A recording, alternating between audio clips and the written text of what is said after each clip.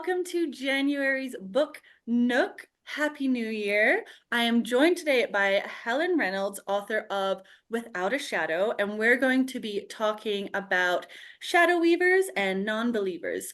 Without a Shadow has won second prize in Flash 500's novel opening chapter, and Kirkus Review calls it the classic magical orphan story that gets a refreshing twist. Welcome, Helen. Thank you so much for joining me today. Hi there. Lovely to be here. Lovely to chat about it. Oh, I'm so excited to get stuck into this one. This was my Christmas read, and it was so good to read while it was snowing outside because it's Yeah, I all. was going to say it's not really a Christmas vibes. No. But the desert kept me warm, so it was good. So tell us a bit about yourself, and then give us a bit of a summary of what Without a Shadow is all about.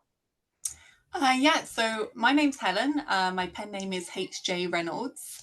I'm British.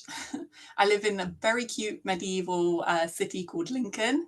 You would love it. There's like a castle and cathedral and everything. Beautiful. With my husband, son, cat, and I'm about to give birth to our second one in a few weeks' time, or maybe even by the time this video comes up, I'll already have given birth. I don't know. Without a Shadow is my debut novel.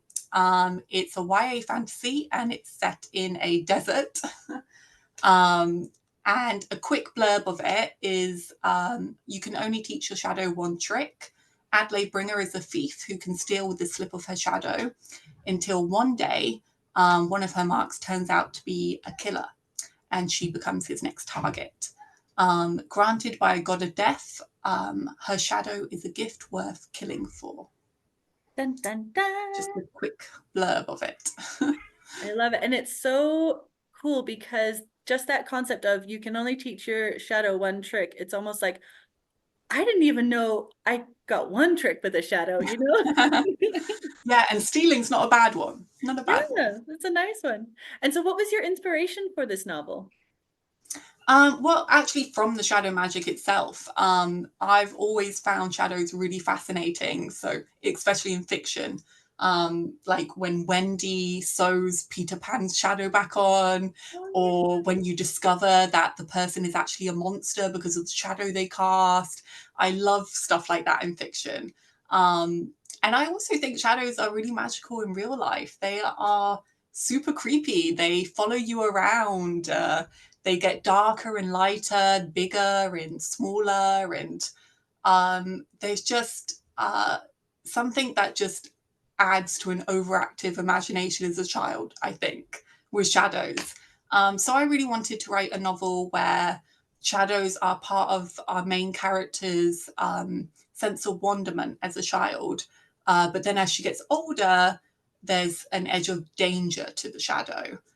So it kind of becomes a bit more uncontrollable. And that's really where the inspiration came from, was just the shadow magic itself. I love that. And then you set it in this beautiful desert city, and it's a mythical kingdom because you've got kind of the zodiacs each have Mm-hmm. their cities Yeah, or so their the areas. desert city is called Libra, and there's other cities as well in the kingdom that are based around the other zodiac signs, but we feature mostly in Libra. And yeah, I loved that setting, like living in Britain. I love the idea of living in a really sunny place. I think the exaggerated sense of heat as well adds to like the magic of the world, because it makes I think everything just looks different when it's more extreme weather kind of thing. So this extreme heat just kind of gives like a dazzle to the world, I think, that you don't get here. Good It's not point. magical here. Well, a different kind of magic. And two, so you've got that shadow, but then with the desert, you always get that sense of, the mirage and things aren't always what they seem. So there's a lot of different Exactly. Yeah. layers of like veiling almost. Yeah. Yeah. No, I love that sense of illusion and doubting your senses. Um, yeah, there's a lot of don't take everything that you see as fact in this story. Yes, well, and the first rule that we learn is you can only teach your shadow one trick. But tell us more about that shadow magic. And is that rule hard and fast, or are there shades of gray to Yeah, that rule is a lie. That rule is a lie. There are quite a few lies in the novel, but that is one of them, which has a reason for why. It's not just a I decided to change my mind halfway through the novel kind of reason. There is a solid reason for why our main character believes that. But yeah, there in this world, there are a limited amount of people that have shadow magic, and there are varying degrees on those abilities. So, to name a few, obviously, one of the tricks is stealing. You can also travel from place to place with your shadow, and you can also come back from the dead with it, which is a skill or a desirable ability that a certain organization that have been hunting shadow users is quite interested in. So the shadows themselves come from the gods of death. And although the shadow wielders are not immortal, the fact that they can overcome death in certain scenarios makes their power very desirable in it? this world. Oh, definitely. I mean, in this world, we've got retinol and collagen, snakeskin oil sellers everywhere, and then in your Yeah, yeah. yeah, you If actually it was have just your shadow, that would yeah, be amazing. right there. Yeah. And So yeah, no, that there are some more abilities as well for shadows, but those would be spoilers. But there definitely is not just one trick to a shadow, and it you do with as with most stories, the main character grows in their ability and grows in their understanding of the magic along with the reader. So you'll yeah. find out. And it's nice that we get that introduction as Adlai is also learning these new Yeah. things because that's the big thing with writing a magic system is to just plonk a reader right in the middle of it can sometimes be really overwhelming and then you're not sure what the rules are. But I love that when a story takes you through a character learning those rules, because then it's like, oh yeah, we're all novices. We're all on the same level. Yeah. Yeah. Yeah, she has a lot of learning to do. So yeah, it's a steady build up of knowledge. Yeah, well, and you mentioned this organization is trying to harness the shadow powers, and we don't want to give too much away because it's such a good book, and to spoil it would be to spoil a lot of really good moments. But there is that dichotomy between the magic of the shadow users and the science of that organization. So can you tell us a bit more about what role science plays in this world of magic, or who Yeah, the person behind that science is? yeah. So I think whenever you have magic in a world, the people that are not born gifted are going to want to find a way to become magical. I mean, it's the same here. If we were given the choice to be magical, of course we would pick to be like we would pick to find out how to become that way. Um, and in our world, science is what gives us these, like being able to communicate with someone on the other side of the world. That's magical in a fantasy book, but in our world, it's science. So, what I have in my novel is a character called Dressler. She is the lead scientist that is researching the shadow users and experimenting on them. She doesn't have shadow magic, but she is doing everything in her power to learn how she can get some magic. She uses a lot of her. She uses her intelligence basically to research and experiment on them in the hope to get magic to conquer death. She's really after that skill. And instead of cursing herself for not being born magical, um, she uses science to get there. So there definitely is a contrast between, um, Adlai, who we have as our protagonist that was born naturally gifted, and Dressler, sort of, yeah, our villain, who was not born magical but uses science as we would in this world, to try and understand that ability and gain it for ourselves, basically. Oh, totally. And I love her character because she's such a go-getter and she's just got this beautiful villainy to her where as a reader you know that we're not supposed to root for her, but her motives are so kind of not honorable, but they just make so much sense that when I found myself agreeing with her too many times because it's like it's not Mhm. her fault she didn't get these powers. She's using what she knows to try and figure out a way to get this thing that she wants. I mean, in a different light, she could be a Disney princess, but she does have a lot. Yeah, no, I want song and everything. she is definitely my favorite character as well, but I feel bad about it because she shouldn't be my favorite character for sure. Um, she does do a lot of she makes a lot of bad choices, but as you say, like I think her motivations are ones that the reader could sympathize with because yeah, these shadow, I mean, I would love that shadow too. Yes. I might not go about it the way that she does it, but yeah, I think her motivations are quite relatable, even if her actions are not. Yeah. I mean, we were all waiting for our Hogwarts letter, and it was We always a did. disappointment. We all waited. Yeah, we all wanted to feel magical. No. Yeah. And But so as you say, she is a go getter. She is not waiting, she is acting. exactly, which is also very admirable. And so your story also has a bit of a love plot line. We've got Adlai and Ericus, and Ericus was my favorite character. Yeah, I loved him too. He was a really great character to write as well. Um, Very different from Adlai, I think, and I liked that contrast between them. I think I enjoyed writing their banter, but yeah, he's a strange one because he's kind of a bit in the middle, where he is part of the magical world, but he's also in his mind not part of the magical world. He's very much distancing himself from those abilities.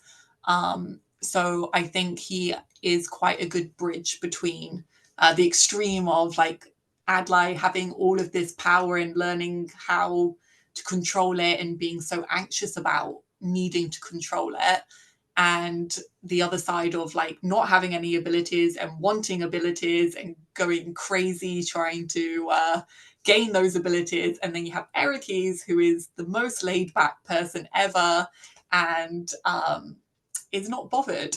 He is very part of both worlds. And I think adds a bit of lightness to the story. Yes, and I think at one point he's actually in a hammock, like he's very laid back. But Yeah, and a yeah, reader. I mean, what's not to love? He's a right, reader. we love a man who reads. But I think the cool thing too is that Adelaide was very much put in a position where she had like the family almost named to uphold, and then she had this like evil organization after what she has. So she's torn between the biggest extremes of the magic world and the science world. And it would be easy if Ericus wasn't there for her to be like, well, I must pick a side. I must, take on this war that's not really mine and go forth and maybe die for the cause. But Ericus was this lovely breath of almost reality where it's like, but you're still just a person. And he saw Yeah. her as that person, not as this like vessel for either side. Yeah, Ericles offers that opportunity to step back from the stakes, really, of the story and just say, we can just live our lives. We Yeah. can just, you know, end the novel and just be normal people in the world. Which I quite like that kind of reality check because I do think epic fantasies, as I love epic fantasies. I love when it's like destiny and the stakes between good and evil are like massive. But these are well, they're characters, but they are people to us. Yeah. And I think there should always be the option of, well, maybe I don't have to be part of this. Maybe I can just, maybe it's enough to just be me. Yes. And I think that's important too, because I mean, I'm thinking of the movie Moana, where the grandmother gives her the option to just go home and live her life. And I think it made her decision to fight so much more powerful because it was a decision. And this is what Yeah, we see with Adlai. Like she could have just not been the main character anymore. And we won't say what yeah, happened, but it was like the fact that you gave her that decision as a legitimate decision was so much more powerful. Like you're like, yeah. yes. And yeah, I think as much as I am a sucker for prophecies and destiny, I do think it is the braver choice to be aware that, I don't have to put myself at risk if I don't want to. Even that she has all this pressure too. But I think, it makes us invest in her doing those actions, knowing that this is a choice that she's made and she's not been, forced into those kind of choices. So yeah, that was an important part to like give her those options of like she has a lot of moments that also like her best friend is not from the magic world. So when she sees her again, it's just she has a lot of reasons why she could just like plant herself out of the novel, and choosing not to, I think, is the more impactful decision. Definitely. Yeah. No, I love that. And so then what message or what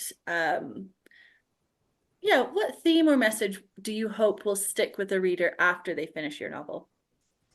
Yeah, so in my novel, there's a lot of characters who are quite morally grey, let's say. Dressler is not the only type of villain in the story. And I think, unfortunately, we live in a world where everything is still quite black and white, and people are very much on one side or another. So I wanted to give readers characters where they're not too easy to fit into the good guy, bad guy mold. And you can at least understand them, even if you don't always agree with their actions. For example, there are very good reasons why shadow users are being hunted. Like the science behind those shadows will show that there are some good intentions as well as bad intentions behind that research. And some of the big lies that our main character is told, there are good reasons behind those lies. So there is a lot of bad action in the novel that is not exactly excused away, but I wanted to present readers with characters who don't always do the right thing, sometimes do the wrong thing, but at least is relatable and understandable and gives them that, yeah, that greyness. Because I think it's important to make readers question characters, not necessarily trust everything that they say, and that it's okay to both love and hate that very same character. For the good and bad things that they do, because yeah, as I say, I think we live in a world where we're like, we hate that person or we love that person, and I wanted to create characters that have reasons to love and hate. And that's so true. That's such a good message because, yeah, quite a few of your characters will do the wrong thing, but for very valid and honorable Mhm. reasons. Like there was a moment, and I won't give it away, where you kind of find out Eriki's motivations, but also his actions, and you're like, yes, Yeah, but no, but yes, but no. Like yeah, it's yeah. There's beautiful. there's quite a few characters that I really personally love, but I don't love all their actions. Yeah. But then I understand a lot of why they do the things that they do. Um, so yeah, no, I definitely wanted to not make it so clear cut um, on characters. I love morally grey characters myself, so which is why my favorite character is the villain. Uh, She is the most morally gray. Like Yeah, she's probably not grey really. No. But yeah, no, I wanted to give like multiple different characters that you could yeah, not necessarily root for, but at least understand Yes. very well. Yeah. And can you share a favorite quote or passage from your novel with us? Uh, so I can share a passage, but I wanted to actually share a passage from the sequel that I'm writing for the Ooh. novel. Not because I like there are passages that I love in this book, but I'm trying to hype myself up for writing the novel. And it's not a spoiler. It's in the first chapter, and it's from a character that is not in Without a Shadow. But I thought it also reflects very well the contrast between well, not contrast necessarily, but the merging of magic and science. So passage is not from Without a Shadow, it's from the sequel. So don't go hunting for it It until goes the like sequel this. comes up. She let her eye trace up and down those 7 stars again and again and again, easing her mind into that relaxed state that allowed her to see what the gods willed. Bright and dim new stars began to appear in the sky to her. She thought of them as shouts and whispers. Sometimes it was more useful to ignore the shouts and heed the whispers. Other times the shouts were yelling at her for a reason. Her fingers tightened around the telescope's eyepiece, her gaze frozen and unblinking, as she began to see the impossible. For tonight, it wasn't a shout, it was a scream. Yes. Ooh. Well, now I can't wait for the sequel. Yeah. So the opening chapter has that kind of vibe. Yeah. Stuff is happening. Do we have a title for the sequel, or is that still under wraps? Well, the title that I would like to go for, but it's not confirmed, would be With a Flame. Ooh, I like But that. I'm not 100%. Yeah. I'm not 100%, and I Perfect haven't title. finished writing it. So, Yeah. no, Perfect. Okay, you well, watch can this just space. hype yourself up and Yeah. try visualize that it's done. Oh, especially when trying to continue a story, it's like, nope, we wanted it to be more than one part. We wanted it to be this way. Yeah, yeah, and this would be the end of the story. It would be a duology, so this would end things. But yeah, no spoilers. But I think it shows like in this world, magic and science are very much molded together. Um, you can research magic and be part of the magical world. Wonderful. Oh, well, that's very exciting. And so what I'll do is I will add your socials and your website into links that I'll include below the video Perfect. Yeah. in my newsletter and on YouTube. And then your e-arc for Without a Shadow is available on NetGallery for request until mid-February for anyone who cannot Yeah. wait till the release date, April 9th. And also pre-orders are available. And sometimes we get gifts earlier than the release date. So pre-orders are actually a really good way to get your hands on this book either the day it comes out or maybe before, because I know I've gotten a few before and you feel like a bit of a princess. Um, but thank you so much for joining me today and Oh, it was talking about your lovely. Yeah, book. lovely to chat with you.